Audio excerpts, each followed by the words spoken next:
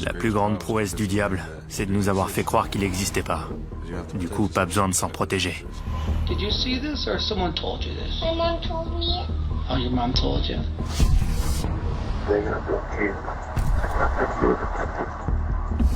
Mais même si le mal est très puissant, parfois il l'est moins que le bien et la vérité.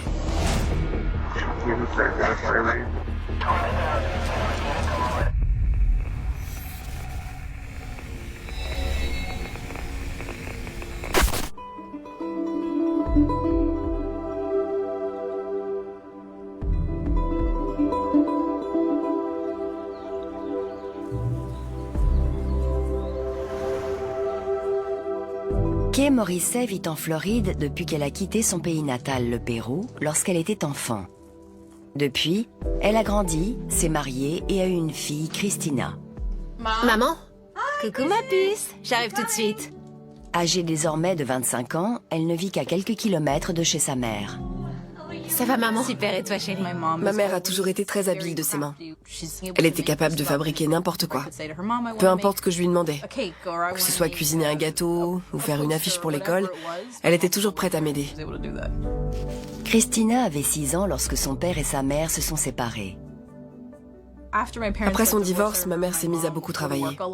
Kay retournait à l'université étudier le commerce et les sciences. J'avais envie de faire comme elle, donc j'allais chercher mes manuels scolaires et je m'installais à côté d'elle pour réviser. Il y a 15 ans de ça, Kay a rencontré Joe alors qu'elle était étudiante. Oh là là, regardez-moi ça. Il est professeur au sein de l'université Nova Southeastern. La toute première fois que j'ai rencontré Joe, on est allé voir un spectacle de cirque. C'était notre première sortie tous les trois ensemble. C'est très joli, j'aime beaucoup. On avait l'impression qu'ils se connaissaient depuis toujours. Ils étaient faits l'un pour l'autre. Ça faisait presque rêver. Joe et Kay n'ont pas tardé à se marier. Il y a 5 ans de ça, ils ont décidé d'adopter un enfant, Patrick. Tout ce qui t'intéresse, c'est de savoir où est ta pluche. Je me souviens du jour où ma mère m'a annoncé qu'ils allaient adopter Patrick. Elle a fait irruption dans ma chambre un matin. Je lui ai demandé ce qu'elle avait prévu de faire ce jour-là, et elle m'a répondu « Oh, on va adopter un bébé !» J'avais encore jamais vu des parents se disputer pour savoir qui allait changer la couche. Ils disaient « C'est bon, je m'en occupe. Non, c'est moi !» Ils étaient tous les deux aux petits soins pour lui. Ça a été une super expérience pour moi de les avoir comme exemple. C'était des parents heureux, aimants et attentionnés. Super, parfait. Allez la pluche, on sourit? Ils étaient complètement gaga. Même ces couches sales, ça leur plaisait. Cheese!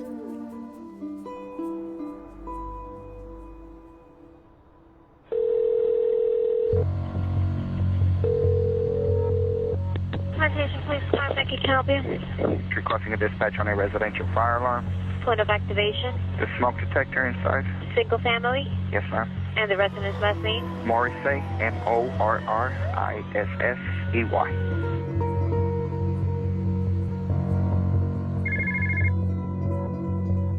Quand le téléphone a sonné, j'ai failli pas répondre car il était très tard. Mais une petite voix au fond de moi m'a dit « Si, décroche ».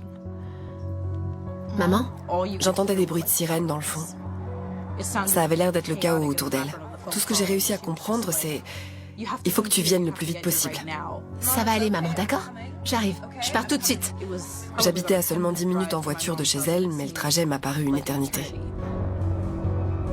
J'ai bondi hors de la voiture et je me suis mise à courir.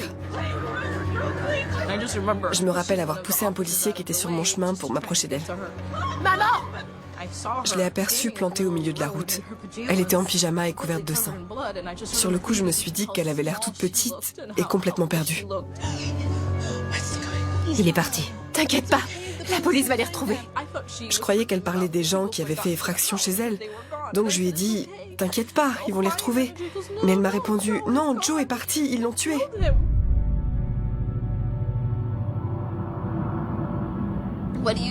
Qu'est-ce qu'on est censé répondre à une femme qui vous annonce que son mari est mort? Je savais pas comment la consoler. Jusque-là, c'est toujours elle qui s'était occupée de moi.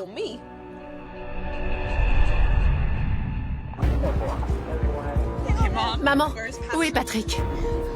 Je voyais Patrick nulle part. Je savais pas où il était ni ce qui s'était passé. Il est chez les voisins. Les voisins s'occupaient de Patrick. Au moins, il allait bien. Bonsoir. J'ai reçu un coup de téléphone de mon supérieur m'informant qu'il y avait eu un meurtre et un incendie dans une maison de la ville de Plantation. C'est un quartier de classe moyenne supérieure. Il y a surtout des familles avec enfants dans des maisons individuelles. Madame Morrissey, je suis l'inspecteur Kendall. On voyait bien que Madame Morrissey était bouleversée. Elle avait des blessures au niveau des chevilles et des poignets. Allons voir à l'intérieur de la maison. Je suis entré jeter un œil à la maison pour voir ce qui s'était passé. Je voulais me faire une idée de la situation avant de l'interroger.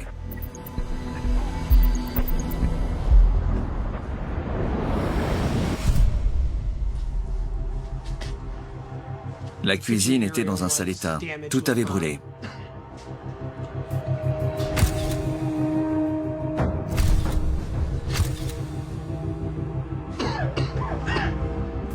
Je suis allé dans la chambre située au fond de la maison et j'ai vu des serviettes étalées un peu partout.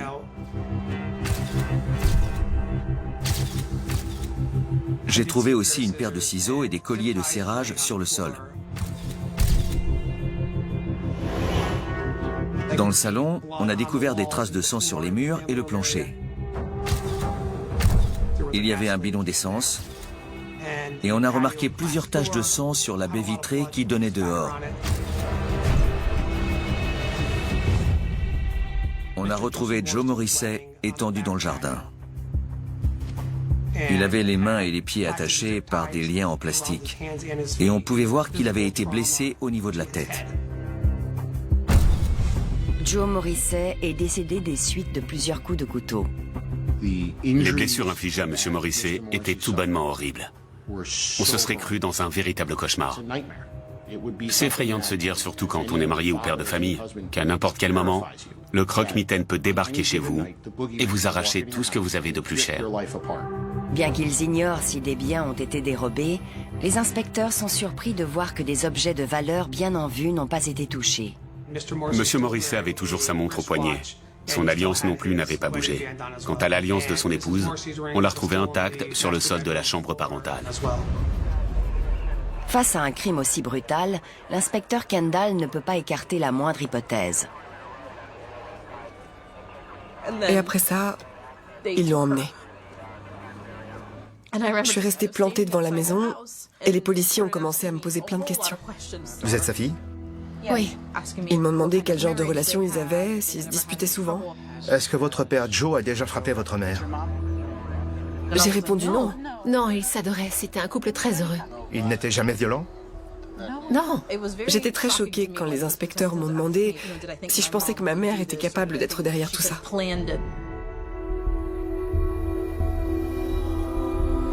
Patrick? Je vais bien. Christina reste avec son petit frère Patrick,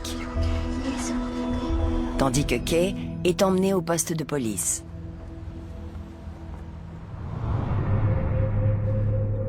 On est allé dans une salle d'interrogatoire et je lui ai demandé de me décrire étape par étape tout ce qui s'était passé ce soir-là. Okay, I was in my craft room, which is the room in the front of the house. And I was doing crafts. I don't even remember what I was doing, but I was doing something.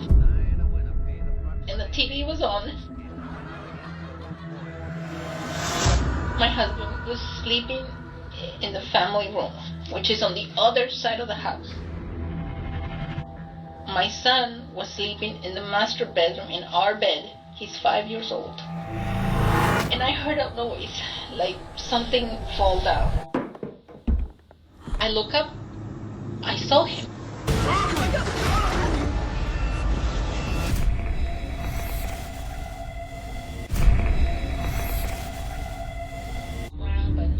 Les policiers interrogent Kay Morrissey à propos de l'homme qui a soi-disant pénétré chez eux et tué son mari.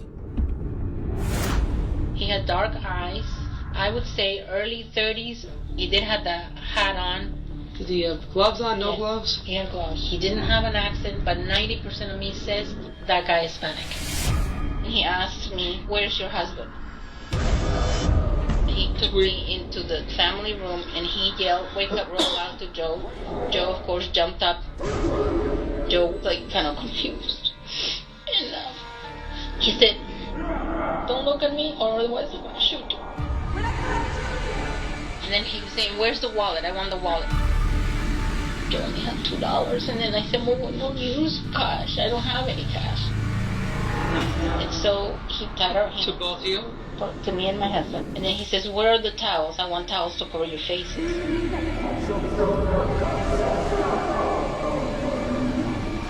We went to the room, and then he told us to kneel in front of the bed. And is your son on the bed sleeping in there this whole time? Yes. Okay. He hasn't been walking up. So then he said to me, where is your jewelry? Do you have jewelry? And I said, I have my rings. You can take them. And I gave it to him. He said, you can have your wedding band ring. I don't know why he gave it to me. All he kept doing is in his little thing that he kept talking. Tell me more about that. It was like a two-way radio that kept beeping, and he would talk back to it. And were there people talking to him on it? He didn't let them. He said, just listen to me, don't talk to me. Il y a quelque chose qui m'a particulièrement frappé durant l'interrogatoire de Kay Morrissey. Elle n'était pas paniquée du tout. Elle est restée très calme et stoïque. Elle nous a raconté ce qui s'était passé ce soir-là d'une façon détachée en se concentrant sur les faits. Okay. And then what happened? He went, got towels and put it on top of our faces. Then the guy came over and said to Joe that he had to go with him. Yeah.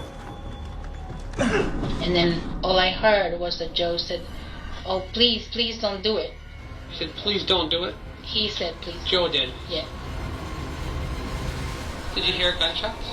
I never heard anything.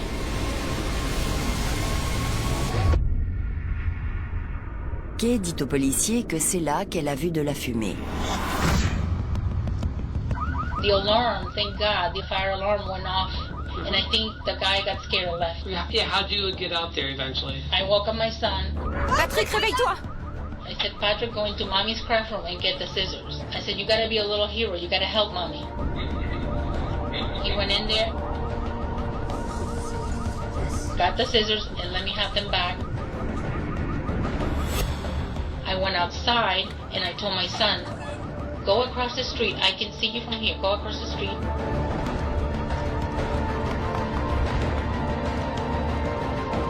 I don't know why I went back in the house because there was a lot of fire, but I wasn't afraid of the fire. I didn't care. I grabbed my husband and I was trying to pull him because he's pretty big. And I just grabbed him.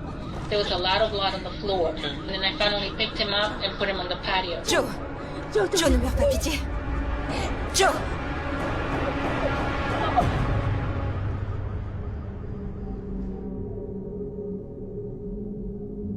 C'était un cambriolage atypique.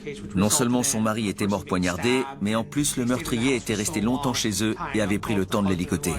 Bien que Kay ait déclaré que son ordinateur, celui de son mari et de la monnaie étrangère ait été dérobés, un tel degré de violence laisse supposer que le vol n'était pas le seul mobile.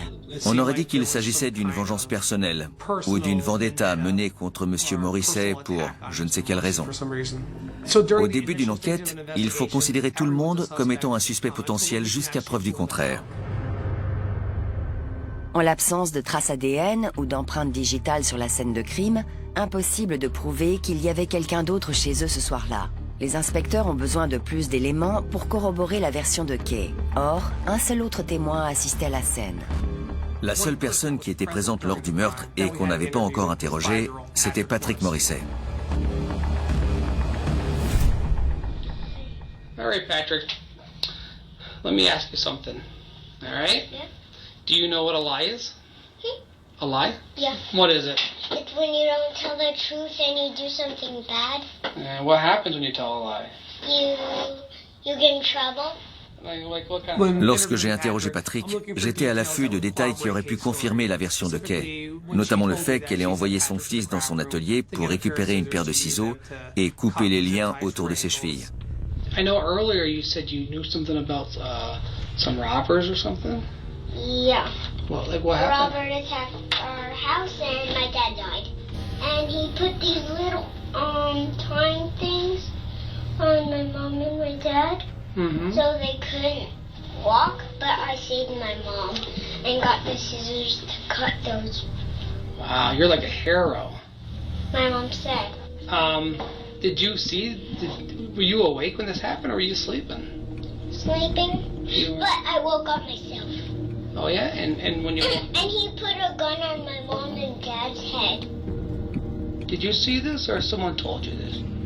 My mom told me it. Oh, your mom told you. And where were you sleeping when this happened? L'interrogatoire du fils de Kay confirme la version des faits de cette dernière. Mais le témoignage d'un enfant de 5 ans est à prendre avec des pincettes. L'inspecteur Kendall cherche à comprendre le mobile du crime. Et pour ça, il se penche sur le mariage de Kay et Joe. You guys been married for how long? 13 years. I'm gonna be 14 this year. On a récupéré les relevés téléphoniques de leur portable et l'historique de leur SMS. Il passe au crible toutes les communications du couple à la recherche du moindre signe de dispute ou d'infidélité. On n'a rien trouvé qui puisse prouver que l'un d'entre eux avait une relation extra-conjugale. On a également examiné leurs relevés financiers, leur assurance vie, et on s'est rendu compte qu'elle n'avait pas d'intérêt financier à tuer son mari. L'inspecteur Kendall est soulagé de voir que Kay n'avait aucune raison de commettre ce crime. On croit toujours que l'époux ou l'épouse y est pour quelque chose. Mais ce qu'a traversé Madame Morrissey cette nuit-là, c'est pas possible de faire semblant. On met pas le feu à sa maison avant de se ligoter, pendant que son enfant dort dans la pièce d'à côté. Ne venez pas me dire que c'était une mise en scène. C'est juste impossible. Donc, après ça, on était tous d'accord pour éliminer officiellement Kay de la liste des suspects potentiels. Kay Morrissey est libérée sans chef d'accusation. Sur le coup, j'ai pas pensé un seul instant que je pouvais être considérée comme l'un des suspects potentiels. Ça m'a complètement anéantie.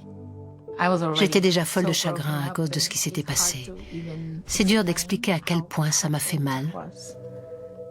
Je me suis sentie complètement abandonnée. Et je me suis dit, c'est horrible. Les gens pensent vraiment que c'est moi la coupable. Je sais que ça a l'air ridicule, dit comme ça, mais je pensais que j'allais pouvoir rentrer chez moi. Sauf qu'évidemment, tout le quartier était bouclé. J'ai pu récupérer ni mon sac, ni mes chaussures, ni la peluche de Patrick. On n'avait plus rien. Patrick avait beaucoup de mal à comprendre ce qui se passait. Quand il voyait un avion dans le ciel, il disait « C'est mon papa, il est en train de rentrer à la maison ». C'est ça qui a été le plus difficile pour moi. Ça m'a littéralement brisé le cœur. Les premières 24 heures après le drame ont été très dures. On savait plus où on était. Je crois qu'on n'a même pas dormi. On était juste complètement perdus. Maintenant que Kay ne fait plus partie des suspects potentiels, la police lance un avis de recherche pour retrouver l'individu qu'elle leur a décrit. Ils font également le tour du voisinage. Mais personne ne semble avoir assisté à la scène, et les agresseurs n'apparaissent sur aucune caméra de surveillance. Toujours persuadé qu'il s'agissait d'une vengeance personnelle, l'inspecteur Kendall cherche à comprendre qui aurait pu en vouloir à Joe. And you married prior to this? What is the status of your ex-husband? Oh no, it's fine. There'd be no reason why he would want to hurt or... Seriously, no. On a demandé aux enquêteurs de vérifier s'ils avaient reçu des menaces ou s'ils avaient des soucis avec quelqu'un. Mais l'inspecteur Kendall ne trouve personne qui aurait pu en vouloir à Joe. Il décide de réécouter l'interrogatoire. Il se rappelle en effet que Kay a mentionné une altercation avec un locataire à qui elle et Joe louent une maison. The guy that is renting the townhouse has a history of being a professional tenant. Le locataire de cette maison leur avait posé beaucoup de problèmes juste avant le meurtre. He actually is suing us because he said he slept on the stairs and he sent us an attorney letter saying that he wanted us to provide them with the attorney, and it wasn't a threatening letter, but with the insurance stuff. Yes. Évidemment, il y a une grande marge entre se disputer avec son propriétaire et entrer chez lui par effraction, le ligoter et lui donner des coups de couteau. Mais ça valait quand même le coup qu'on se penche sur cette histoire et qu'on comprenne ce qui se passait avec cette famille de locataires. What's his name? Randy Tundidor. T-U-N-D as in David, I-D-O-R. Inspecteur Kendall, police de Plantation. Âgé de 43 ans, Randy Tundidor vit dans une maison de ville appartenant au Morrissey avec sa femme et l'un de ses fils, Sean, qui a 18 ans. Il touche une pension d'invalidité et dirige une entreprise de vitres teintées automobiles. Cet entretien sera enregistré. Have you ever had any dealings with Mr. Morrissey other than being a tenant? Yeah, well, right now I'm suing him because I fell down the stairs in the house because of lack of repairs.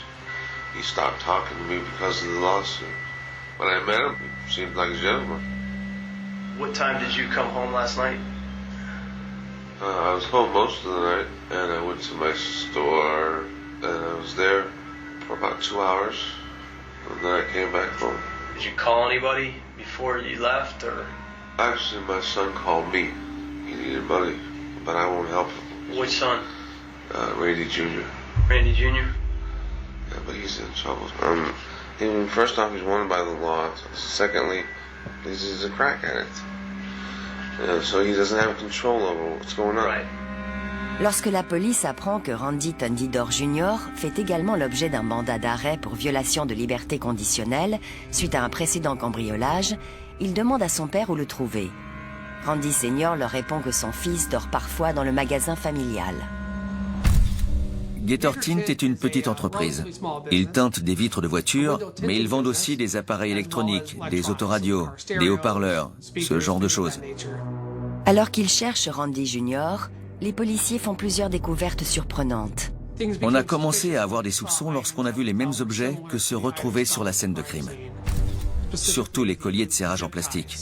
Ils faisaient la même taille et c'était le même modèle que ceux utilisés par le meurtrier.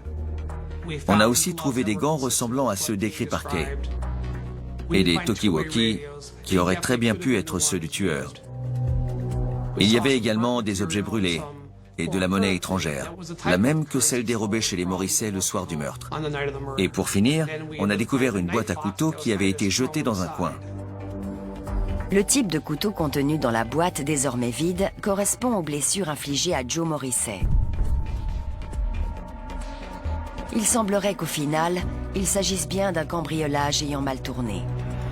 Et Randy Tundidor Jr., un cambrioleur connu des services de police avec un coûteux penchant pour la drogue, est désormais le suspect numéro 1. Mais encore faut-il que la police le retrouve.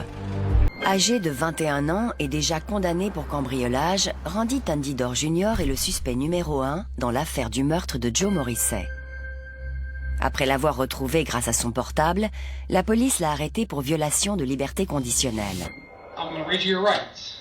Okay. Alright, where's the camera, the recorder, where's that? It's being recorded. Okay. L'inspecteur Kendall comprend très vite que la relation tendue entre Randy Jr. et son père est en effet due à son problème de drogue. I get on my little smoke binges, bro, and I smoke all day. You talk about crack? Yeah, I did call my dad. You know, he's been a good father. Like, he tries to direct me the right way and I go the wrong way, you know? You understand? L'addiction de Randy Jr. pourrait expliquer pourquoi il s'est introduit chez Joe Morrissey. Mais comment un simple vol d'ordinateur a-t-il pu dégénérer en meurtre? Let me give you a theory. Theory, let's go. Okay. You and another person. Okay. Are out on Monday night. Okay. You guys are looking, you or this other person are looking to make some money. Okay. Quick money. You're desperate. All right. You're high on crack. Okay. Maybe you have no money left. Maybe you do. I don't know. Okay. You say, I think I know a place where we can get some money. Okay? You and this other person go to this place with the flex tires from your dad's shop. Okay. You and this other person go to the house. Things get a little out of control. Alright. And someone ends up being stabbed. Okay, you say things get out of control, but you just told me that people were tied up. How could it possibly get out of control? Maybe, based on this theory, that the people saw your face, possibly. Okay. They could identify you. I don't have no connection with this murder. Killing somebody out of cold blood, I don't do shit like that. Are you familiar with a Bowie knife? I stole one big knife and I sold it. Who did you sell it to? I sold it to some random dude on the street. Lorsqu'il comprend que la police dispose de preuves contre lui, Randy Jr. décide de faire porter le chapeau à 2 de ses amis. I owe Bo a lot of money. And the other one is Tito. They took some shit from the shop. And they left. They came back. They were nervous, man. They were jittery. They took off their clothes. And they burned their clothes. And I'm asking them, I'm like, what are y'all doing? Why are y'all doing this? And they were like, don't worry about it. Il nous a raconté une histoire qui concordait à peu près avec les indices qu'on avait trouvés. How do they know where they live? I don't even know if it was them who did it, bro. Il n'a jamais admis être à l'origine du meurtre, ni même être allé chez les Morrissey. Et il a également nié avoir demandé à ses amis de le faire pour lui. Au départ, je l'ai juste inculpé pour violation de liberté conditionnelle. Il me fallait plus d'éléments avant de pouvoir l'accuser officiellement du meurtre. Bonjour. Ça va? Oui, et vous? Entrez. L'inspecteur Kendall se rend chez Kay dans l'espoir qu'elle identifie Randy Jr. comme étant son agresseur. Prenez votre temps. En voyant les photos de ces hommes, je me suis dit, ce sont tous des criminels. J'avais même pas envie de les regarder. Je commençais à avoir peur que sa photo soit parmi celles-là. Et là, il a tourné la page et d'un coup, je l'ai reconnu. J'ai tout de suite dit, c'est lui, je suis sûre que c'est lui. Sûr? C'est bon? Je lui ai dit que j'étais sûre de moi à 85%. Ce n'est pas suffisant pour que la police procède à une arrestation. Mais cela constitue néanmoins une preuve supplémentaire contre Randy. Merci. L'inspecteur Kendall part annoncer la nouvelle au père de Randy. On lui a dit qu'on avait placé Randy Jr. en détention provisoire et on lui a expliqué comment ça allait se passer pour la suite. Ça va, monsieur?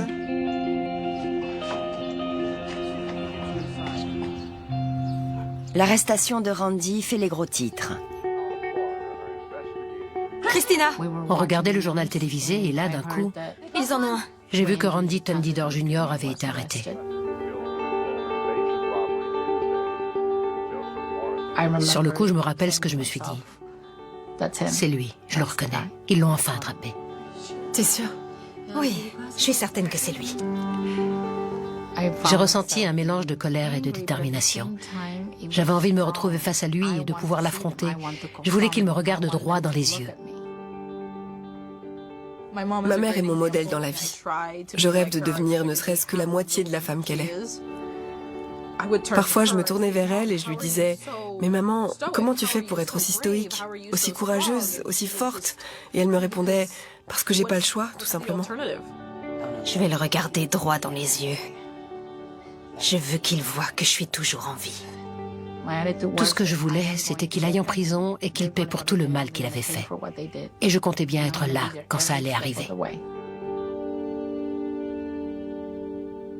Au poste de police, l'inspecteur Kendall tente de se servir de l'amour de Randy Senior pour son fils pour pousser ce dernier à avouer. Your dad's been there crying. Crying about what? This whole situation. So tell me from the start what happened. Why is he crying? Because of what you did. Randy ajoute alors un nouveau personnage à son histoire invraisemblable. Then, Chris was like, I'm finna go do something. Oh, what's that? Chris.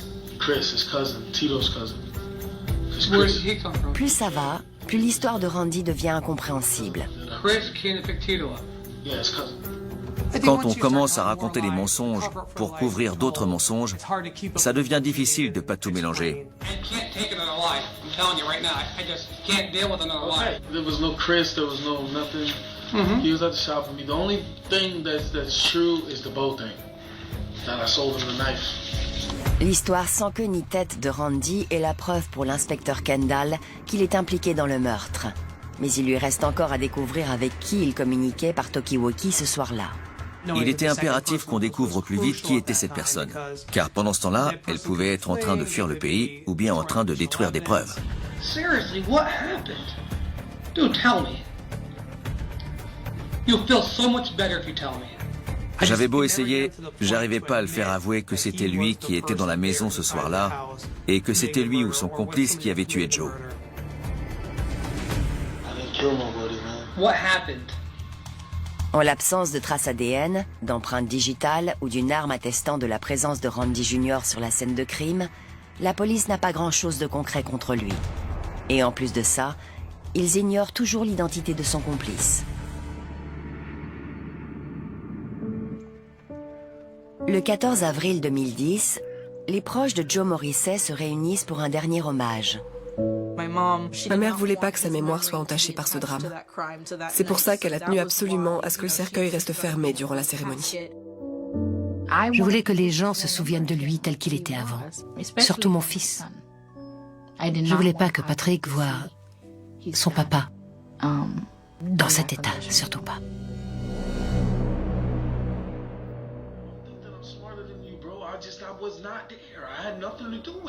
Les policiers sont convaincus que Randy Jr. est impliqué dans le meurtre, mais ils ne disposent d'aucune preuve.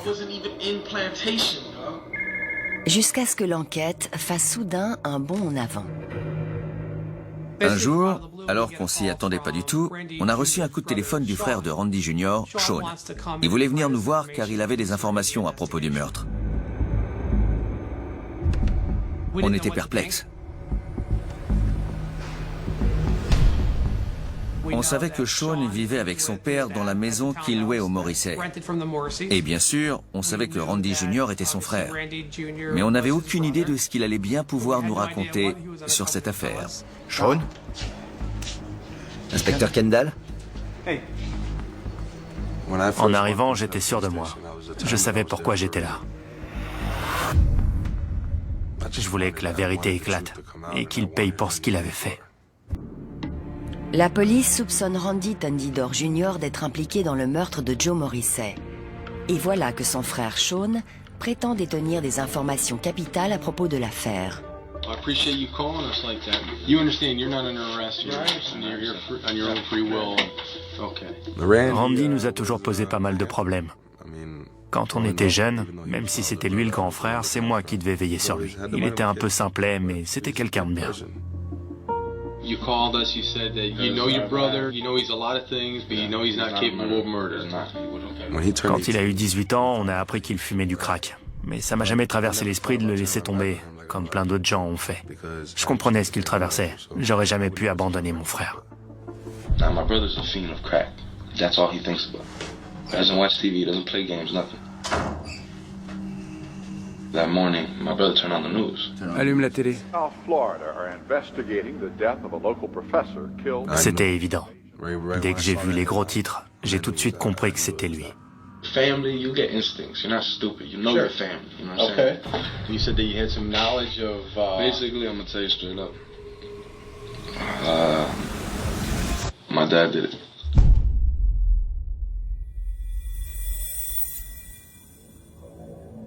C'était la première fois qu'on entendait dire que Randy Senior était impliqué dans le meurtre. C'est quoi cette histoire? Vous avez fait quoi? Demande à papa. Alors je suis allé demander à mon père ce qui s'était passé. Et il m'a répondu, « Un mort peut pas m'expulser. » Sean révèle que son père, Randy Senior, est loin d'être l'homme diminué qu'il prétend être. Et surtout, qu'il avait une dent contre Joe Morrissey. The night of the murder, he's like, "Do you know the landlord of the house?" Yeah, he said he sent me some letters. We were going to be homeless, and I gotta go take care of that. Je savais pas exactement ce qui se passait avec le proprio, mais je savais qu'ils étaient en conflit. Mon père était soi-disant tombé dans l'escalier car l'interrupteur marchait pas. Mais c'était n'importe quoi. Il voulait juste gagner le procès contre Joe. Quand il a appris qu'il allait perdre, le lendemain, il a aussi reçu une lettre disant que le bail devenait mensuel et que si ça lui allait pas, fallait qu'il s'en aille. Mon père était super énervé. Il ne supportait pas d'avoir perdu et il a préféré tuer quelqu'un plutôt que d'accepter la défaite. Sean explique aux inspecteurs que le meurtre de Joe Morrissey était prémédité et que son père a manipulé son frère Randy Jr. pour qu'il l'aide. Mon père a sorti pour $100 de crack et il a dit à mon frère de tout fumer. Après, il lui a parlé d'un soi-disant client chez qui il y avait du fric. Il lui a dit qu'avec ça, il pourrait s'acheter plein de crack. À ce moment-là, il parlait plus à mon frère, il parlait à un junkie. Selon Sean, lorsque la police s'est rendue chez son père, ce dernier a préféré laisser Randy Jr., son propre fils, porter le chapeau. Come on, it's common sense, boss. You know what I'm saying? Like, my son's already caught. Fuck it. So I won't go to jail. Let me just throw everything on him.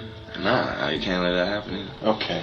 Can we, let's put this... Naturellement, les inspecteurs commencent par se montrer méfiants. On ne savait pas si Sean nous racontait ça pour innocenter son frère ou si c'était vraiment ce qui s'était passé. Sean est tellement déterminé à aider son frère qu'il fait une offre très surprenante aux policiers. I mean, what if I can get my father on tape stating that he killed the guy? Give me 2 hours with him. I'll find anything you want. I just want to clear my brother's name. Je pouvais le prouver. Il suffisait qu'il me mette un micro.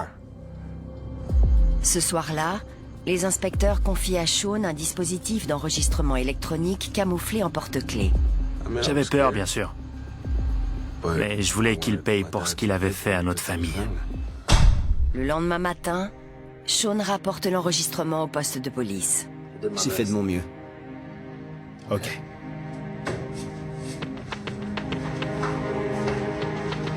Après avoir téléchargé le fichier audio, on a essayé de l'écouter. Il y avait énormément de bruit parasite dans le fond. Soit il y avait eu un problème lors de l'enregistrement, soit quelque chose avait obstrué le micro. En tout cas, c'était très embêtant. Peut-être qu'on passait à côté d'un truc essentiel.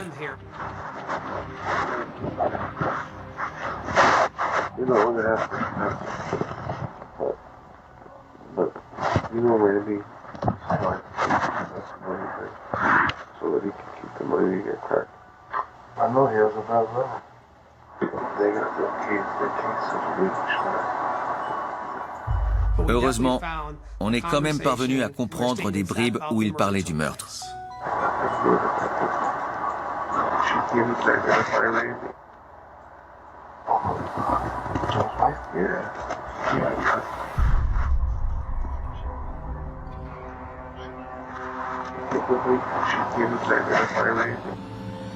S'il était aussi sûr de lui, c'est parce qu'il savait qu'elle avait une serviette sur la tête lorsqu'il était dans la maison.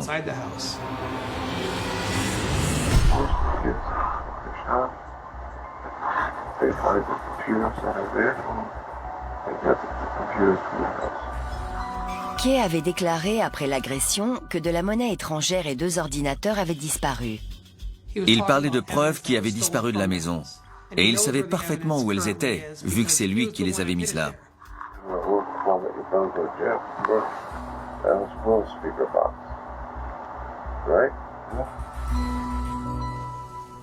Les inspecteurs savent que Will est l'un des employés de Randy à Gator Tint.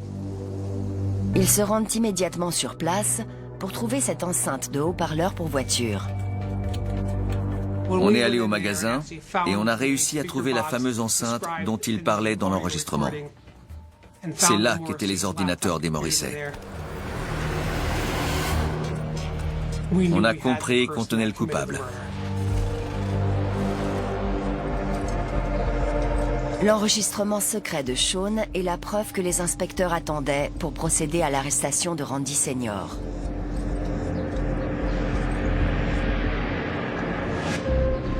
En avril 2012, Randy Senior est officiellement traduit en justice pour le meurtre de Joe Morrissey.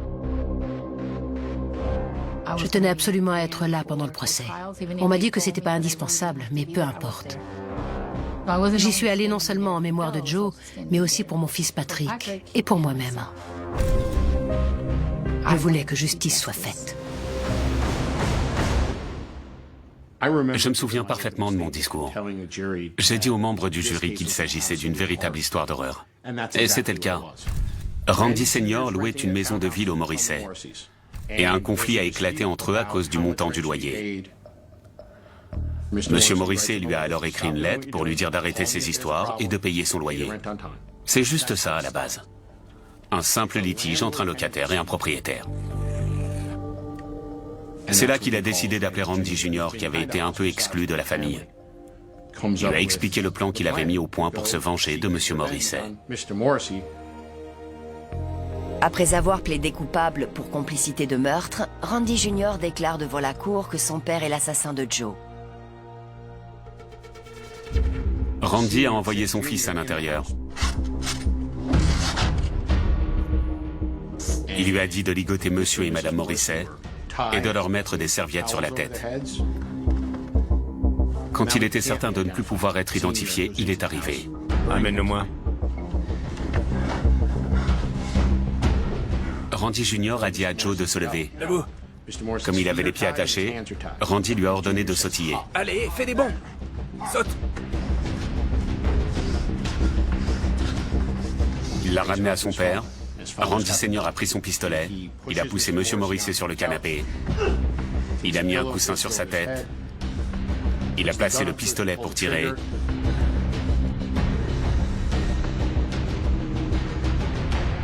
Et il s'est enrayé. Joe s'est mis à le supplier de l'épargner. Je vous en prie. Arrêtez. Je sais qu'à ce moment-là, il pensait à nous. Pitié, j'ai un enfant. Il essayait sûrement de nous protéger. Mais il s'en fichait. Pitié. Randy, je vous en supplie. Il a lancé le pistolet à Randy Jr. et lui a dit d'attraper un couteau dans la boîte. Et son fils a obéi.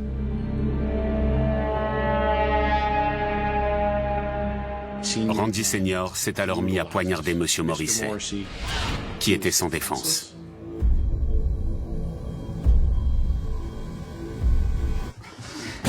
Selon Randy Jr., son père lui aurait alors demandé d'aller tuer madame Morrissey et son fils. Et il lui a répondu qu'il refusait de faire ça.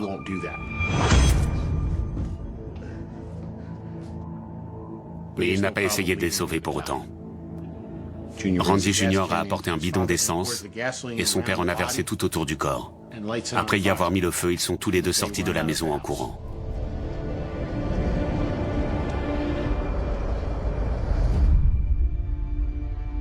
Randy Thundidor Jr. est condamné à 40 ans de prison pour son rôle dans le meurtre de Joe.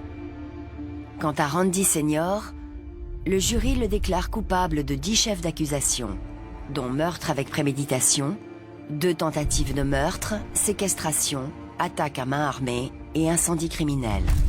Je me rappelle du moment où l'huissier de justice lui a passé les menottes après qu'il ait été reconnu coupable. Et le bruit qu'ont fait ces menottes quand elles se sont refermées. C'est quelque chose que j'oublierai sûrement jamais. Condamné à la peine capitale, Randy Thundidor Senior est actuellement dans le couloir de la mort.